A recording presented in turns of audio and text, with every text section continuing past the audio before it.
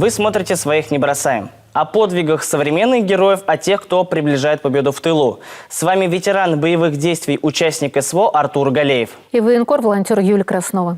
Сегодня у нас в гостях ведущий советник юридического отдела Министерства предпринимательства и туризма Республики Башкортостан, координатор проекта волонтеров «Первая юрта» Гузель Коваленко. Здравствуйте. Здравствуйте. Здравствуйте.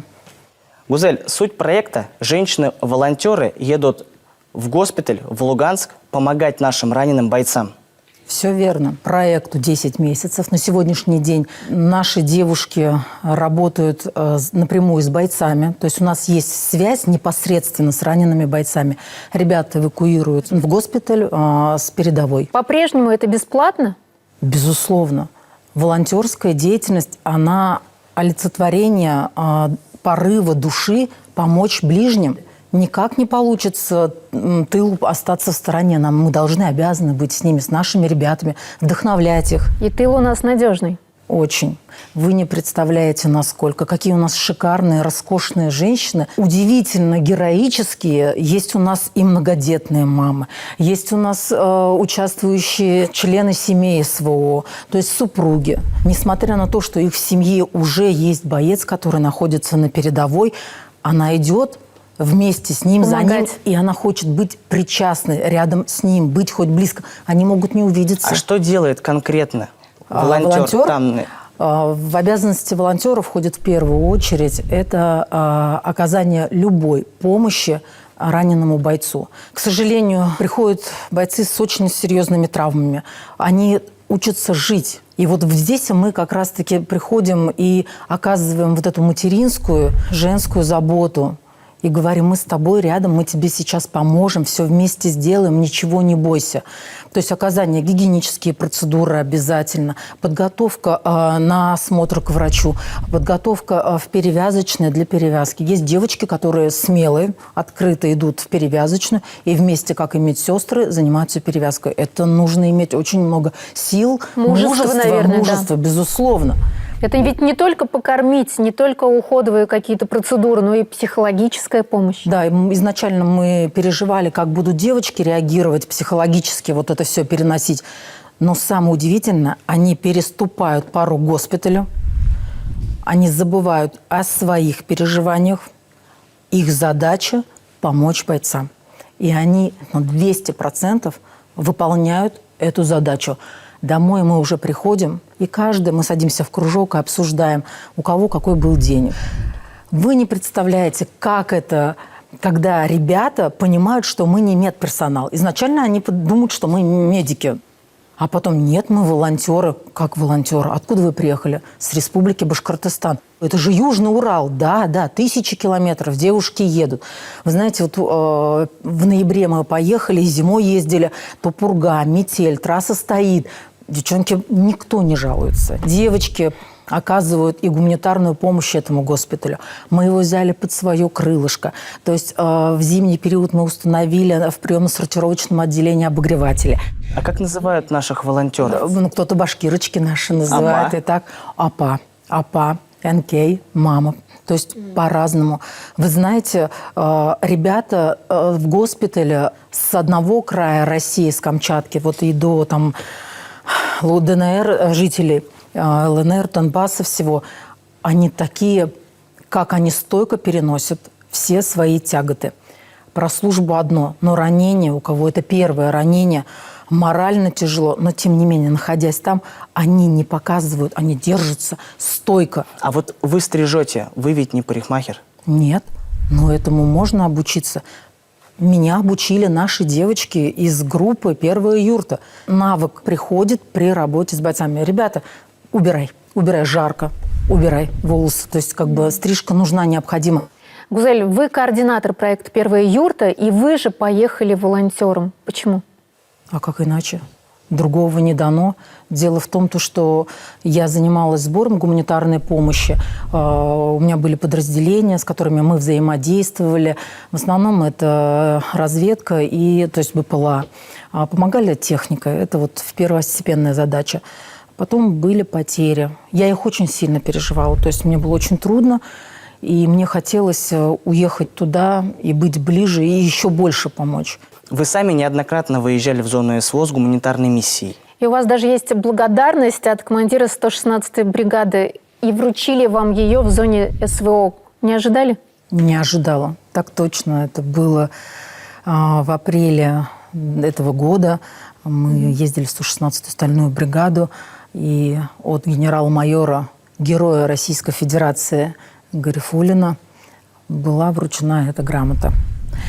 А вручил вам советник главы? Советник главы по взаимодействию с военнослужащими. Артур Да, Гюмагужин? все верно, да. Артур Галимзянович. И мне было очень приятно и неожиданно. Я даже знаю, что у вас были мысли, шальные мысли, подписать контракт. Когда я пришла к своему работодателю и сказала, что я хочу уехать, она мне говорит: ты что? Ни в коем разе. Надо как-то придумать, что-то сделать. Вот таким образом родился этот проект. «Первая юрта». Да, и в ноябре вот с первым составом, я была его руководителем, мы выехали в зону ноябре проведения. какого года? 24 года, 1 ноября. Да, мы 2024 приехали. года, 1 ноября. Да, 14 дней мы отработали. Я поняла, что там настолько мне комфортно. Там все просто. Там вот здесь нужна ты, и ты это делаешь. Здесь вот черное и белое, вот добро, зло, все ясно и понятно и просто. И такого отношения, ну, и такого спасибо нигде не услышишь, как там от бойцов. А как попасть в проект «Первые юрты»? У нас есть в социальной сети ВКонтакте страничка. Девушки могут туда написать нашим администраторам. Мы ответим обязательно, пригласим дополнительно закрытый чат. В этом чате направится уже анкета. Человек заполняет анкету. И далее мы ее рассматриваем после того, как он направит нам. Ознакомливаемся, обязательно звоним, обсуждаем, разговариваем. А какие критерии? Женщина, мужчина от 30 до 50 лет. Иногда мы плюс-минус готовы идти на уступки в зависимости от того, какие способности какой человек. А почему такие возрастные критерии четкие? В связи с чем это связано? Это очень физически тяжело. В день девочки проходят по 20 тысяч шагов. Лифт отсутствует. То есть это все между этажами. Ребят сопровождаешь, моешь. Ты не присядешь. Ну, это очень тяжелый физический труд.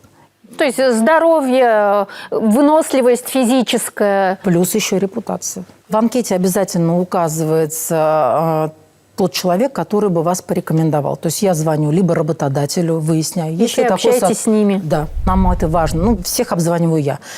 Звоню тому человеку, который готов ее рекомендовать.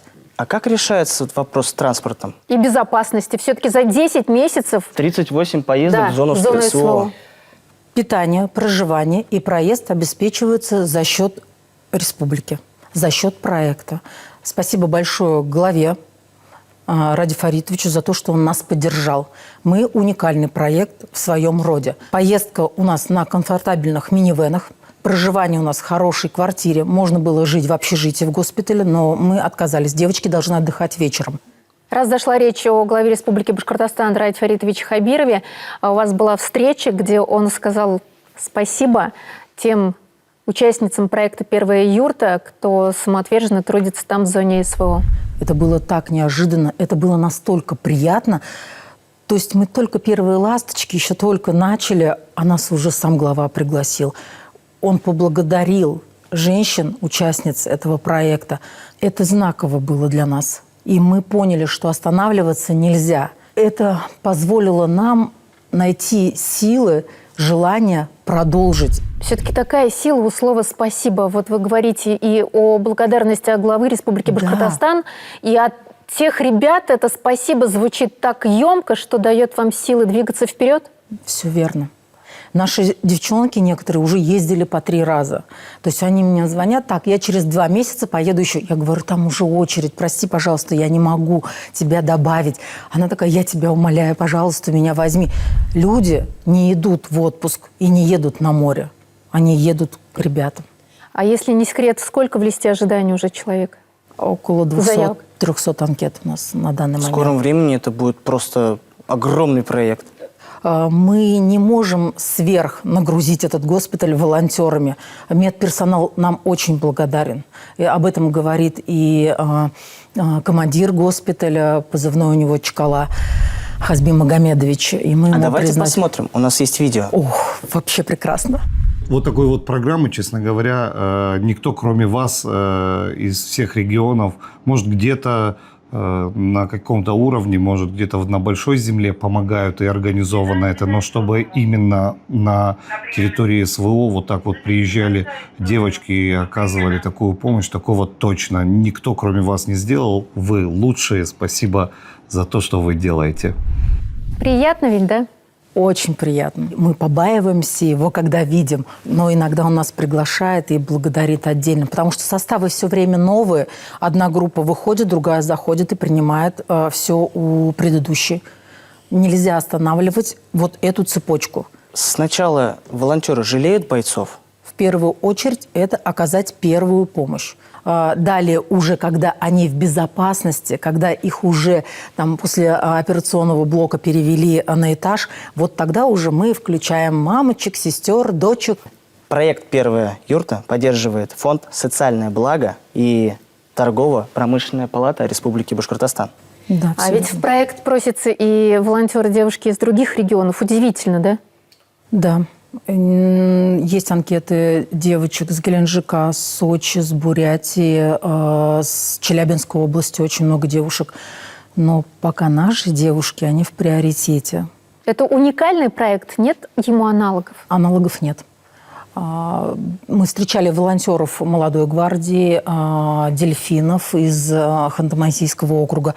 Но на регулярной основе, без перерыва, приезжать в один и тот же госпиталь, и без выходных работает только первая юрта. А название «Первая юрта» почему? Юрта – это дом кочевника, башкира. Мы кусочек дома везем туда, к нашим бойцам, окружаем, заботимся о них. И ребята это ощущают. В нашем госпитале лежат наши земляки тоже.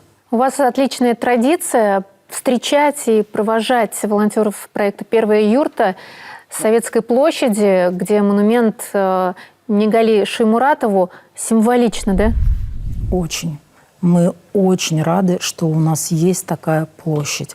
Вот как провожали раньше на войну мужчин с вокзала, и женщин в том числе, то здесь тоже мы стоим и мы горды. Но я бы очень еще хотела отметить, спасибо большое всем волонтерам, не только проекта «Первая юрта», а всей России, за то, что они делают все, чтобы приблизить победу. Дай Бог им всем здоровья, и победа будет за нами. Да, Гузель, верно. Победа будет за нами. А мы напоминаем, что сегодня у нас в гостях была координатор проекта «Первая юрта», Ведущий советник юридического отдела Министерства предпринимательства и туризма Республики Башкортостан. Гузель Коваленко. Увидимся через неделю.